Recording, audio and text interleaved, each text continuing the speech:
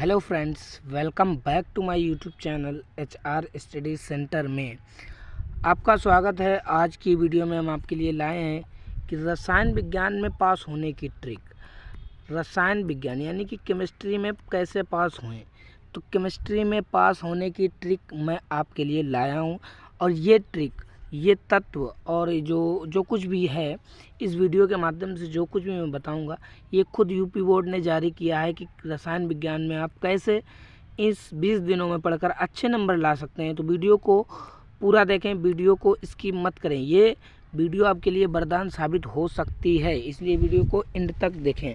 चलिए स्टार्ट करते हैं वीडियो। देखिए वीडियो में क्या है कि विषय रसायन विज्ञान इंटरमीडिएट, बोर्ड परीक्षा की तैयारी के लिए महत्वपूर्ण सुझाव। बोर्ड परीक्षा के लिए तैयारी के लिए महत्वपूर्ण सुझाव दिए हैं। यूपी बोर्ड ने क्या क्या सुझाव दिए हैं उसको देखते हैं। सबसे पहले क्या लिखा है कि बोर्ड से पूर्व तैयारी हेतु सुझाव। बोर्ड से पहले तैयारी करने के लिए ये सुझाव हैं, इनको आप फॉलो कीजिए तो आपके केमिस्ट्री में बहुत ही अच्छे नंबर आ जाएंगे। ठीक है, 95% आ जाएंगे अगर इनको फॉलो किया तो। इनको फॉलो करें और वीडियो को पूरा देखें। अगर आप वीडियो को पूरा देखेंगे तभी आपके ज़्यादा से ज़्यादा समझ में आएगा। चलिए देखिए, सबसे पहले देखिए कि रसायन विज्ञान, एक मिनट, देखिए रसायन विज्ञान निर्धारित पाठ्यक्रम के पढ़े समय सारणी बनाएं। यानी कि रसायन विज्ञान जो है, रसायन विज्ञान के निर्धारित पाठ्यक्रम, जो पाठ्यक्रम हैं उन्हीं को आप पहले क्या करें, पढ़ें। ठीक, और उनकी समय सारणी, जो भी आप पढ़ाई करते हैं तो उसका एक टाइम टेबल बनाकर पढ़िए। ठीक है, अगर आप टाइम टेबल बनाकर पढ़ते हैं तो आपके अच्छे नंबर आएंगे।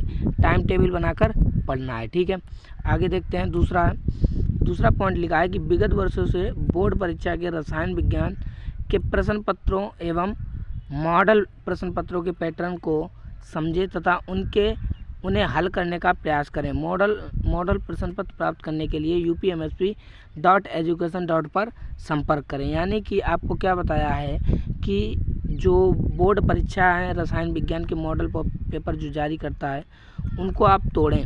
उससे क्या होगा कि उससे आपको ये तजुर्बा हो जाएगा कि आपका पेपर जो है किस तरह से आता है। ठीक है, इसलिए तो आपका पेपर का जो पैटर्न है वो क्या है उससे ये समझ में आएगा। ठीक है, आगे देखते हैं। तीसरा क्या है, सरल अध्यायों की तैयारी पहले तथा कठिन अध्यायों की बाद में करें। यानी कि आपको क्या करना है कि आपके पास जो भी सरल टॉपिक लगते हैं, जो भी सरल पाठ हैं उनको आप पहले पढ़ लीजिए, उनकी तैयारी पहले कर लीजिए, और जो कठिन पाठ हैं उनकी आप तैयारी बाद में करिए। ठीक है, इससे क्या हो गया, आप मोटिवेट भी होगे पढ़ने में। ठीक है, और जो है आप सरल पाठों की तैयारी पहले करेंगे और कठिन पाठ की बाद में करेंगे। ठीक है, आगे देखते हैं। अध्याय से संबंधित मुख्य प्रकरणों को बिंदुवार लिखकर पढ़ें जिससे रिवीजन करने में आसानी हो। यानी कि जो भी आप अध्याय में मुख्य प्रकरण पढ़ रहे हो उनको बिंदुवार लिख लें या हाइटलर से उसे लिख दें, और जिससे क्या है कि आपके पेपर के टाइम जो भी आप रिवीजन करना चाहते हैं वो आसानी से हो सकेंगे। 5वां पॉइंट है, अध्याय से संबंधित मुख्य प्रकरणों का फ्लो चार्ट बनाएं। यानी कि जो भी चैप्टर हैं उनके आप फ्लो चार्ट बनाकर याद करें तो और अच्छा रहेगा। जैसे कि उदाहरण के लिए यहाँ पर दिया है क्रिस्टलीय ठोसों का वर्गीकरण। देखिए यहाँ पर दिया है क्रिस्टलीय ठोसों का वर्गीकरण। क्रिस्टलीय ठोस कितने प्रकार के होते हैं, 4 प्रकार के होते हैं। ठीक है, पहला है आणविक ठोस, आयनिक ठोस, धात्विक ठोस और सहसंयोजक ठोस। तो क्रिस्टलीय ठोस जो है 4 प्रकार के होते हैं, आणविक ठोस, आयनिक ठोस, धात्विक ठोस और उपसहसंयोजक ठोस, या इसी को नेटवर्क ठोस भी कहते हैं। ठीक, तो आप जैसे ये 4 हैं, चारों प्रकार के ऐसे। और फिर ये आणविक ठोस भी 3 प्रकार के होते हैं, ध्रुवीय, अध्रुवीय ठोस, ध्रुवीय ठोस और हाइड्रोजन अवंधित ठोस। तो ये जो है आपको इस प्रकार से फ्लो चार्ट बनाकर आपको तैयारी करनी है। सभी चैप्टरों की आपको फ्लो चार्ट आना चाहिए, जो भी इम्पोर्टेंट बिंदु हैं। ठीक है, उनके फ्लो चार्ट बनाना आना चाहिए। ठीक है, आगे देखते हैं। आगे है 6, भौतिक रसायन संबंधी अध्यायों से आंकिक प्रश्न पूछे जाते हैं अतः अध्यायों से संबंधित फार्मूलों की सूची बनाएं। यानी कि जो भी आपके चैप्टर हैं जिसमें न्यूमेरिकल पूछे जाते हैं, ठीक है, जिसमें न्यूमेरिकल पूछे जाते हैं, भौतिक रसायन वाले जो भी चैप्टर हैं उनका क्या करोगे कि आप जो है फार्मूलों की सूची बनाओगे, और फार्मूलों की सूची बनाकर उन्हें पढ़ें। ठीक है, और फिर आंशिक प्रश्नों को हल करने का अभ्यास करें। आप अगर ऐसा काम करेंगे, जो फार्मूले पहले तो फार्मूले की सूची बनाएंगे, फिर आप आंशिक प्रश्नों का हल करेंगे, ठीक है। फिर देखिए 8, कार्बनिक तथा अकार्बनिक रसायन संबंधी अध्यायों के समीकरणों लिखकर समझने का प्रयास करें। जितने भी कार्बनिक और अकार्बनिक जो भी हैं पार्ट, कार्बनिक वाले अकार्बनिक वाले संबंधी जो भी पार्ट हैं, उनका क्या करेंगे, आपके जो है समीकरण आपको लिख लेना है और उनको समझने का प्रयास करना है और फिर याद कर लेना है, ठीक है। देखिए प्रश्न नंबर 9, प्रमुख अध्यायों के विरेचन की विधियां तथा रासायनिक गुणों का फ्लो चार्ट बनाकर पढ़ें। सबसे पहले क्या करना है कि जो भी आपके प्रयोगशाला में बनाने की विधियां हैं, उनको आप क्या करना है, रासायनिक गुणों को फ्लो चार्ट बना के देखिए। जैसे अमोनिया है, अमोनिया बनाने की विधि है, क्लोरीन बनाने की विधि है, तो इनका आप क्या करोगे, सभी का चार्ट बनाओगे। सभी को चार्ट बनाकर आप पढ़ेंगे, तभी अच्छे नंबर आएंगे और पेपर में लिखेंगे। अमोनिया बनाने की हैवर विधि है, उसका सचित्र वर्णन करना है, ठीक है। डीकन विधि है, ऐसे बहुत सी विधियां हैं जो विरेचन की विधियां हैं, और ये विरेचन की विधियां आपको लगभग आपके बोर्ड एग्जाम में 20 या 25 नंबर की आती हैं। तो इससे बहुत ही ज़्यादा इन पर ध्यान देना है, आपको बोर्ड परीक्षा के लिए बहुत ही ज़्यादा ध्यान देना है, ठीक है। आगे देखते हैं प्रश्न नंबर 10वां पॉइंट क्या है, प्रकरणों से संबंधित चित्रों को बनाकर अभ्यास करें और सबका चित्र बनाकर खूब अभ्यास करें, ठीक है। फिर 11, आयुपेशी नामकरण तथा समाप्तता संबंधी प्रकरणों को सूची चार्ट तथा फ्लो चार्ट बनाकर अभ्यास करें। जो भी आयुपेशी से रिलेटेड होती हैं, तो उनका आप क्या करना है कि सूची बनाओगे और फ्लो चार्ट बनाओगे, ठीक है। इससे आप पढ़ोगे तो बहुत बेहतर, अच्छे से अच्छे नंबर ला सकते हो, ठीक है। और फिर प्रकरणों को रटने के स्थान पर समझने का प्रयास करें। क्या होता है कि मोस्ट ऑफ द स्टूडेंट क्या करते हैं, हर चीज़ को रटने की कोशिश करते हैं, लेकिन आपको ऐसा नहीं करना है। रटने की जगह यहाँ पर आपको क्या करना है, समझने की कोशिश करना है, ठीक है।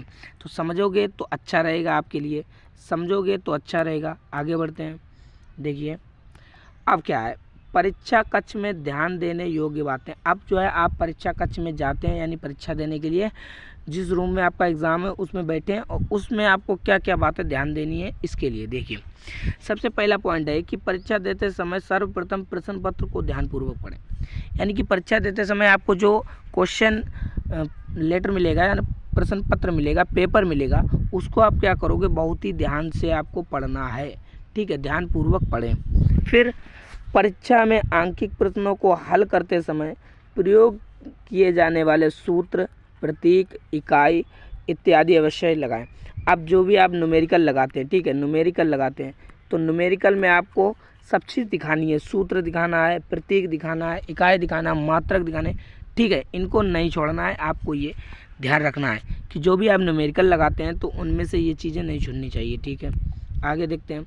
फिर है तीसरा पॉइंट, उत्तर पुस्तिका में रासायनिक समीकरण लिखते समय ध्यान दें कि वह संतुलित हो तथा ताप, दाब, उत्प्रेरक, वर्धक आदि का उल्लेख अवश्य करें। यानी कि आप कोई भी रासायनिक समीकरण लिखते हैं तो उसे आप पहले देख लें कि वह संतुलित है, तो संतुलित रासायनिक समीकरण को ही लिखना है, और उस पर दाब, ताप, उत्प्रेरक, वर्धक आदि का भी उल्लेख करें, जैसे दिया जाए, ठीक है। आगे देखते हैं। पॉइंट नंबर 4 है कि उत्तर पुस्तिका में सुंदर तथा स्पष्ट सुलेख से उत्तरों को लिखिए। ये मोस्ट इम्पोर्टेंट आपका पॉइंट है कि देखिए आप जो उत्तर पुस्तिका आपको करना है, लिखना है जिसमें, वो आपकी राइटिंग पर निर्भर करती है कि आपकी राइटिंग अगर अच्छी है तो नंबर आपके बेस्ट आएंगे, ठीक है। तो आपको क्या करना है, सुंदर राइटिंग करनी है और स्पष्ट लिखना है, ऐसा नहीं घसीटा मार कर देना है, ठीक है। अच्छा लिखना है, अच्छा लिखोगे तो तभी आपको एग्जामिनर जो है नंबर खुश होकर देगा, ठीक है। आगे देखिए, अब पॉइंट 5 है, शीर्षकों को लिखने के लिए काले तथा नीले स्केच पेन का प्रयोग करें। यानी कि आप क्या करें, पेपर देने जाने से पहले केवल काला और नीला ही पेन लें, ठीक है। काला और नीला पेन के अलावा कोई पेन आपको नहीं लेना है, ना लाल ना हरा, ये पेन नहीं चलाना है। अगर आप ये चलाते हैं तो आपके बोर्ड एग्ज़ाम में फेल लिख के आएगा, ठीक है, आप फेल कर दिए जाओगे। ये नियम सख्त है, ठीक है। इनको आप ध्यान रखना चाहिए आपको, ठीक है। अब देखिए 6, चित्र बनाने तथा नामांकन हेतु रंगीन पेंसिल का प्रयोग करें। जो भी चित्र बनाने के लिए आता है उसके लिए आप रंगीन पेंसिल का यूज करेंगे। जैसे अमोनिया बनाने की हैवर विधि आ गई, डेकिन विधि आ गई, फॉर्मेल्डिहाइड बनाने की विधि आ गई, एसीटोन बनाने की विधि आ गई। तो इन पर क्या करें, जो चित्र हैं उसको आप रंगीन पेंसिल से बनाएंगे अच्छे से, ठीक है, ताकि अच्छा लगे बोर्ड एग्जाम में आपके बहुत ही ज़्यादा, ठीक है। फिर देखिए पॉइंट नंबर 7, सर्वप्रथम सरल प्रश्नों को हल करें। सर्वप्रथम सरल प्रश्नों को हल करें, तत्पश्चात कठिन प्रश्नों को हल करें। ये पॉइंट आपके लिए बहुत इंपॉर्टेंट है। क्या होता है कि मोस्ट ऑफ द स्टूडेंट क्या करते हैं कि सरल जो क्वेश्चन उन्हें आते हैं उनको बाद में करते हैं, और जो नहीं आते उनको पहले कर देते हैं। ये सबसे बड़ी आपकी गलती है। आपको सबसे पहले क्या करना है, वो प्रश्न हल करना है जो आपको आता है, सरल हो, ठीक, और बाद में कठिन वाले। इससे फ़ायदा क्या होगा कि एग्जामिनर जो आपकी कॉपी चेक करेगा वो स्टार्टिंग में अच्छी होगी, ठीक है, क्योंकि आपने अच्छे क्वेश्चन लिखे हैं, आपको आते हैं। और बाद वाली में क्या होता है कि बाद वाले एग्जामिनर जो है ऐसे ही चेक कर देगा, वो सोचेगा कि आगे का तो अच्छा ही, पीछे का भी अच्छा होगा। तो इसलिए आपको ये ध्यान देने के लायक है। ये बात आपको ध्यान रखना है कि सबसे पहले सरल प्रश्नों को हल करना है, फिर कठिन प्रश्नों को, ठीक है। और 8वां पॉइंट, समय का ध्यान रखते हुए प्रश्न पत्र का हल करें। समय का ध्यान रखते हुए प्रश्न पत्रों को हल करें। आपको ध्यान रखना है कि समय का ध्यान बहुत ज़रूरी है, ठीक है। 3 घंटा 15 मिनट आपको मिलेंगे, ठीक है, 3 घंटा 15 मिनट आपको मिलेंगे। इसमें आपको पूरा पेपर करना है और आपका सबकी वेरिफिकेशन वगैरह जो भी होता है आपको वहाँ पर सब करना है। तो समय का ध्यान बहुत ज़्यादा रखना है, ठीक है। फिर देखिए